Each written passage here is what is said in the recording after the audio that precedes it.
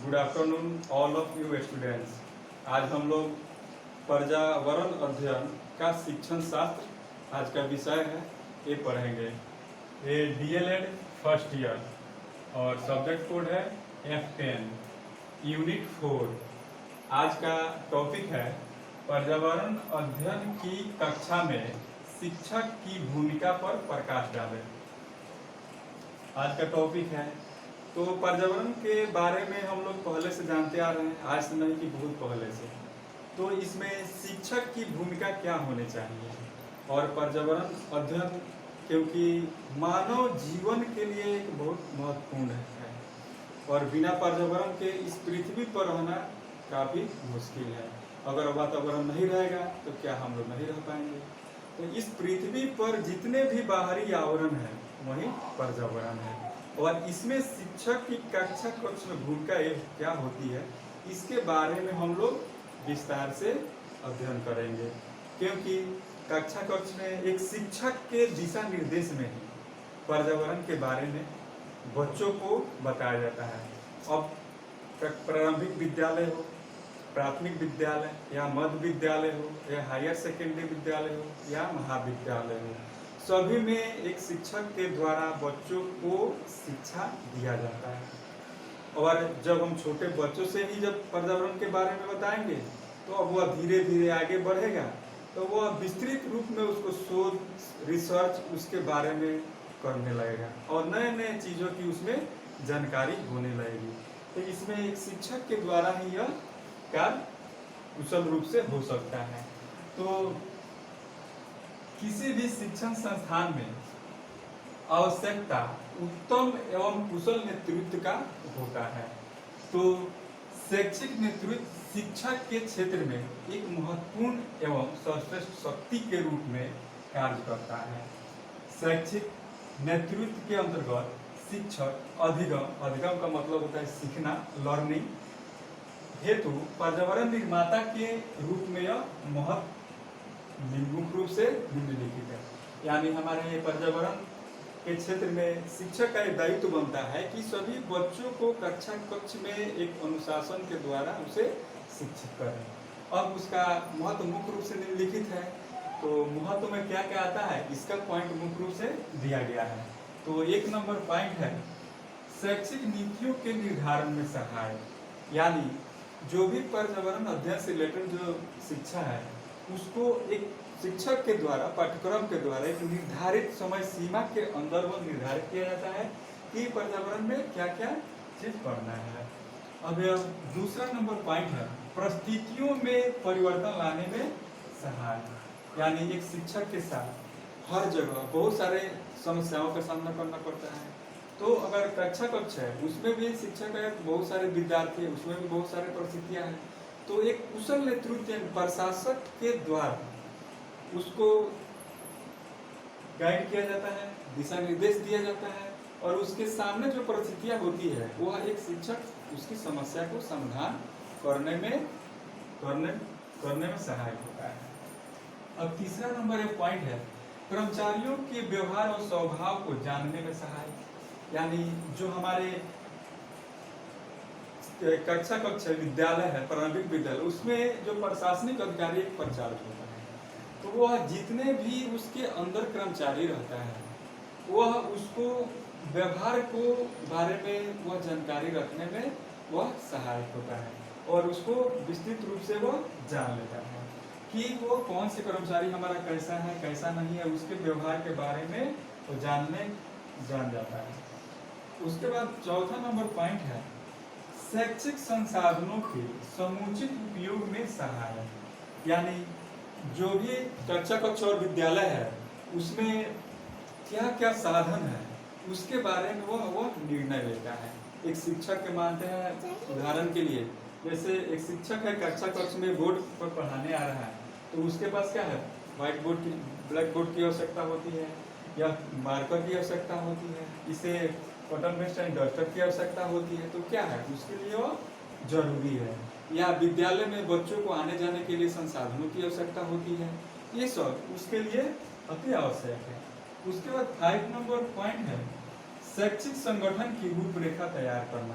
यानी कक्षा कक्ष में किस तरह से शिक्षा देना है, वह उसको एक निर्धारण एक शिक्षक के द्वारा किया जाता है कि उसका रूपरेखा कैसे तैयार किया जाए, किस तरह से समय सीमा के निर्धारण में उसको यह बताया जाए।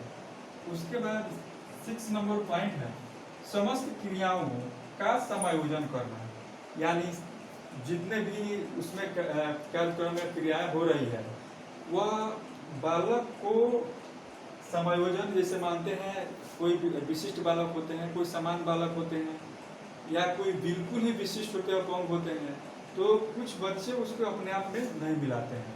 तो एक सामान्य कक्षा में विशिष्ट बालकों को समायोजन करना एक शिक्षक के दिशा निर्देश में किया जा सकता है।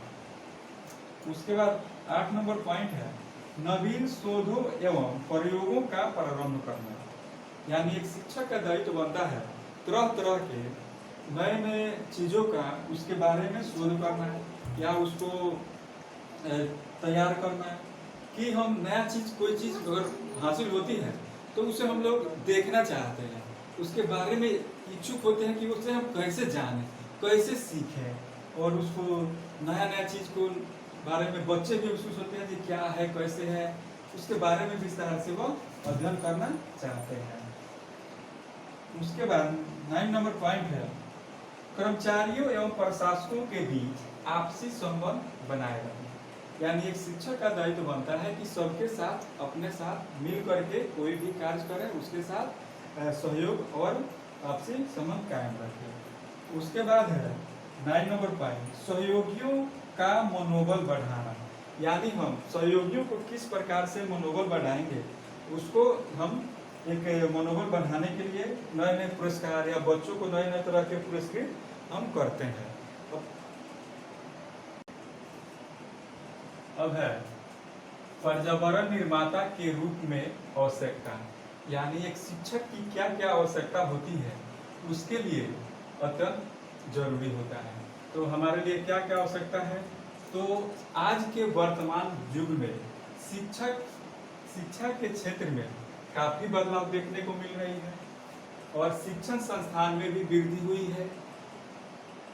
इन शिक्षण संस्थानों को चलाने के लिए उचित शैक्षिक नेतृत्व एवं लक्ष्यों की प्राप्ति की आवश्यकता पड़ती है। यह मुख्य रूप से निम्न है, यानी जब कोई भी शिक्षण संस्थान है किसी भी चीज के बारे में अगर जानकारी रखते हैं तो उसको चलाने के लिए कुशल नेतृत्व का होना अति आवश्यक पड़ता है। तो इसमें मुख्य रूप से निम्नलिखित है, तो इसमें 1 नंबर में पॉइंट में आता है शिक्षक उद्देश्यों के निर्धारण हेतु, यानी जो हमारे शिक्षक हैं वो क्या क्या निर्धारण कर सकते हैं और क्या क्या वह निर्देश दे सकते हैं, उनके अनुकूल ही वह चलता है। दूसरा नंबर में है शिक्षा स्तर के विकास हेतु, यानी जो हमारा शिक्षा स्तर है वो किस आधार पर विकास हो रहा है, इसके बारे में मुख्य रूप से वो शिक्षक का दायित्व बनता है कि उसे नए नए चीज़ों को विकास करके उसे आगे बढ़ाएं। अब 3 नंबर में है समाज के परिवर्तित स्वरूप के अनुकूलन शिक्षा व्यवस्था, यानी हमारे समाज में किस तरह की व्यवस्था की गई है। एक समाज में को आगे बढ़ाने के लिए शिक्षा की बहुत आवश्यकता होती है और समाज को जागरूक करने के लिए किसी न किसी अनुभवी व्यक्ति की आवश्यकता पड़ती है। तभी जब घर, सबसे पहले घर, परिवार, समाज, जब हम उसको शिक्षित करेंगे तो निश्चित है कि गांव, राज्य, देश पूरा हमारा विकास होगा। तो बच्चों के विकास से ही धीरे धीरे उसका स्तर बढ़ते जाएगा और इसका विकास होने लगेगा, तब उसका अनुकूलन होगा। उसके बाद में 4 नंबर पॉइंट में है पर्यावरण शिक्षा स्तर का विकास हेतु, मैंने एक शिक्षक का दायित्व बनता है कि हम पर्यावरण शिक्षा में किस तरह से उसको विकास कर सकें और नए नए चीज़ों के समावेश कर सकें। गांव में, समाज में जन जागरूकता फैला करके या प्रोजेक्ट के माध्यम से, समाचार के माध्यम से, दूरदर्शन के द्वारा उसको हम लोग विकास कर सकते हैं। उसके बाद 5 नंबर है नियोजन व्यवस्था एवं संलग्नता की सफलता है, यानी हमारा पर्यावरण निर्माता के रूप में उसमें क्या क्या नियोजन को सम्मिलित कर सकते हैं, सफलता कर सकते हैं, उसके हेतु यह पर्यावरण व्यवस्था लागू होनी चाहिए। उसके बाद आगे है कि पर्यावरण निर्माता के रूप में शिक्षक के कार्य, यानी पर्यावरण निर्माता में शिक्षक का क्या क्या कार्य होता है उसके बारे में हम विस्तार से अब अध्ययन करेंगे।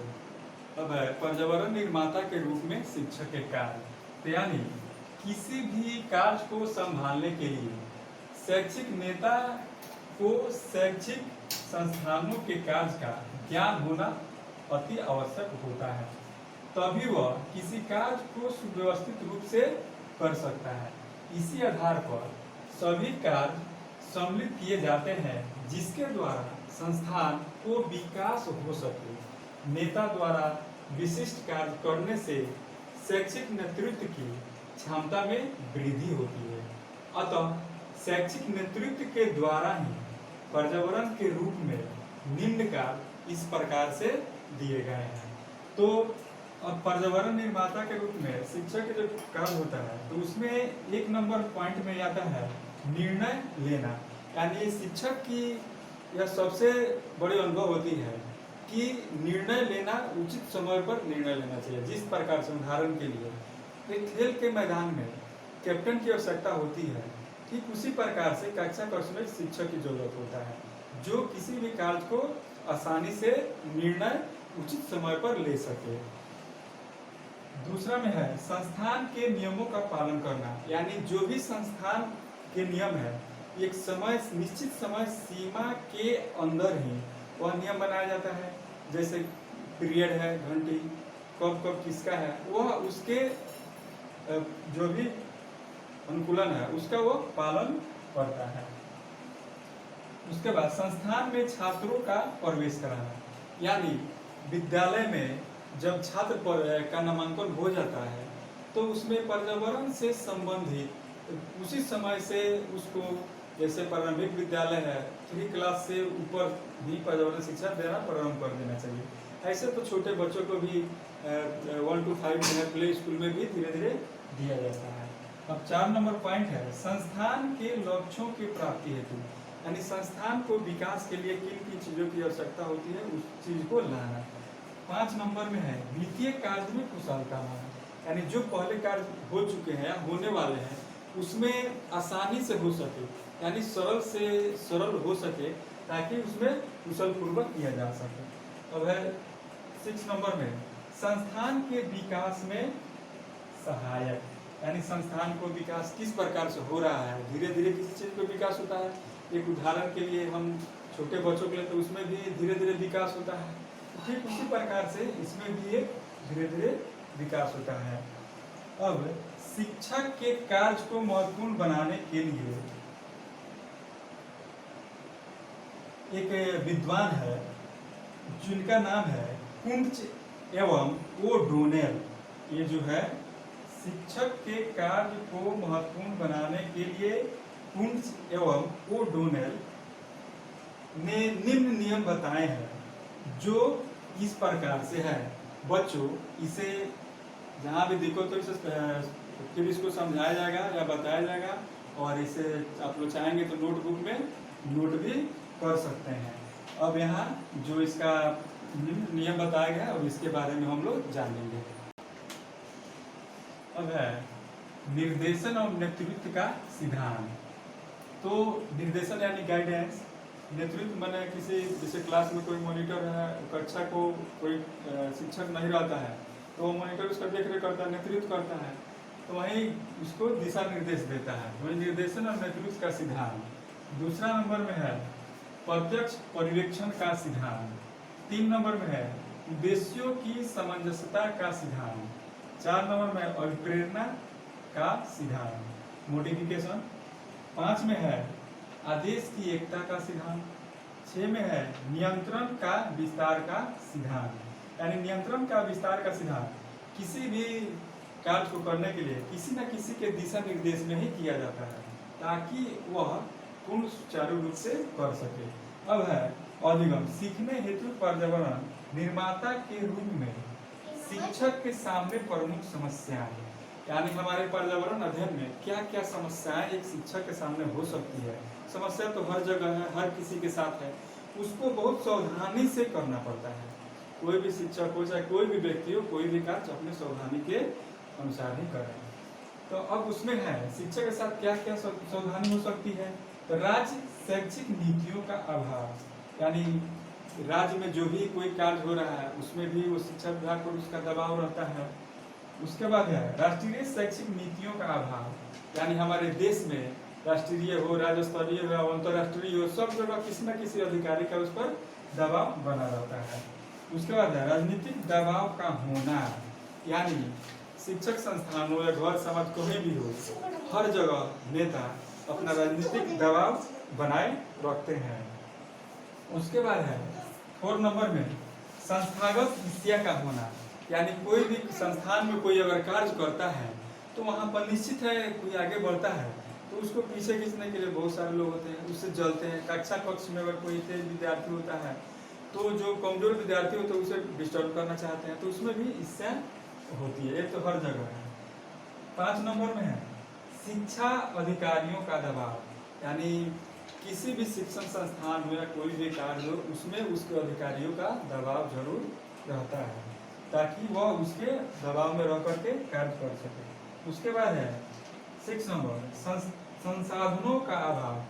जरूरी नहीं है कि सभी विद्यालय में संसाधन है, गवर्नमेंट विद्यालय में नहीं है, वही प्राइवेट विद्यालय में देखिए कितना है, क्योंकि गवर्नमेंट के पास क्षमता नहीं है कि बसें स्कूल में चलाएं, लेकिन वहीं प्राइवेट में देखिए 100 बसें चलती हैं। उसके बाद है 7th में शिक्षा विभाग के नियमों की प्रचुरता, यानी शिक्षा विभाग के जो जो नियम है उसको उस जो शिक्षक है उसके नियम को पालन करके उसको संभालता है। उसके बाद है 8 नंबर में छात्रों को अपने अधिकारियों के प्रति जागरूकता रखना, यानी कक्षा कक्ष में जब कोई अधिकारी आता है तो छात्रों को उसके प्रति बहुत रुचि होती है कि नया कोई व्यक्ति आ रहा है तो उसके प्रति उसको जागृत होती है। उसके बाद लास्ट में है निष्कर्ष, यानी निष्कर्ष है कि पर्यावरण अध्ययन की कक्षा में शिक्षक की भूमिका में जो भूमिका उसका मुख्य निचोड़ होता है उसी को लिखा जाता है। जैसे उपयुक्त तथ्यों के आधार पर हम कह सकते हैं कि पर्यावरण अध्ययन में शिक्षक के साथ बहुत सारी समस्याएं हैं, बहुत सारे विधान है और विद्वानों के द्वारा दिया हुआ परिभाषा है, उसके मुख्य क्या क्या प्रेरणा है, क्या क्या उसके लिए उसको दिया जाता है। एक स्वयं के द्वारा लिखा हुआ है जिस प्रकार से पर्यावरण मानव जीवन के लिए अभिन्न अंग है, या इस पृथ्वी पर जो भी जीव जंतु है सब पर्यावरण के लिए है। एक मानिए तो पर्यावरण इस पृथ्वी पर रहने वाले जीव जंतुओं का सर्वोत्तम साथी है, ठीक उसी प्रकार देखा जाए तो स्वयं के द्वारा लिखा हुआ है किसी भी बालक का 20 अंगुलियां उसके सर्वोत्तम साथी है, ठीक उसी प्रकार से ये भी है। अब इसको आप लोग उतारना चाहेंगे उतार सकते हैं या नोटबुक में लिख सकते हैं और अब यह टॉपिक समाप्त होता है। धन्यवाद।